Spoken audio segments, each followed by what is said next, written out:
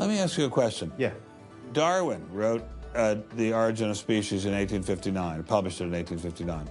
He had an idea of the cell as being quite simple, correct? Yeah, everybody did. Okay. If he thought of the cell as being a Buick, what is the cell now in terms of its complexity by comparison? A galaxy. If Darwin thought a cell was, say, a mud hut, what do we now know that a cell is? More complicated than a Saturn V. So what is in a cell as far as we know now? A world that Darwin never could have imagined. I needed someone who could give me a glimpse into this world.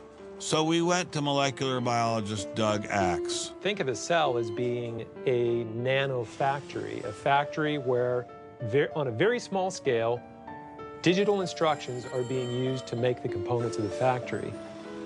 Here we have the famous DNA double helix. You can see the two helical strands that are intertwined and wind around each other on the outside of the molecule. This is the material that stores all of our genetic information.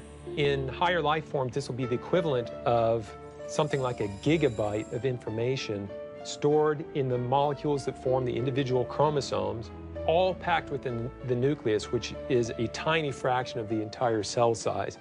So what does DNA do? Well, the information in DNA ends up providing the information for sequencing the amino acids to make protein.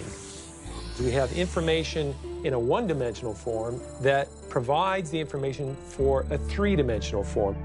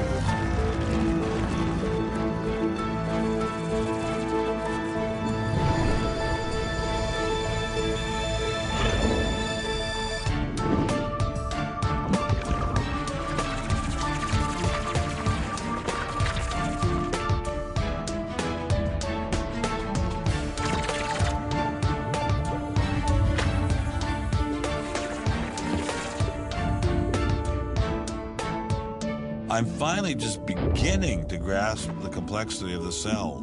Are there systems within the cell that go well beyond Darwinian evolution? Some type of cellular technology that drives adaptation, replication, quality control, and repair? What if these new mechanisms have massive design implications? Well, I say, so be it. The cell really is like nothing we've ever seen in the physical world. That's got to be firmly grasped. That's not something we can just say, oh, well, it's just a little bit more of the same old, same old. It's not the same old, same old.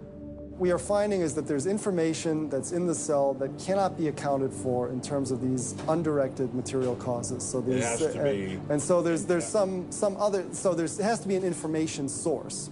So one of the key questions faced by modern biology is, where do you get information from? Well, Darwin assumed that the increase in information comes from natural selection. But natural selection reduces genetic information, and we know this from all the genetic population studies that we have. And where does the new genetic information going to come from? Well, that's the big question.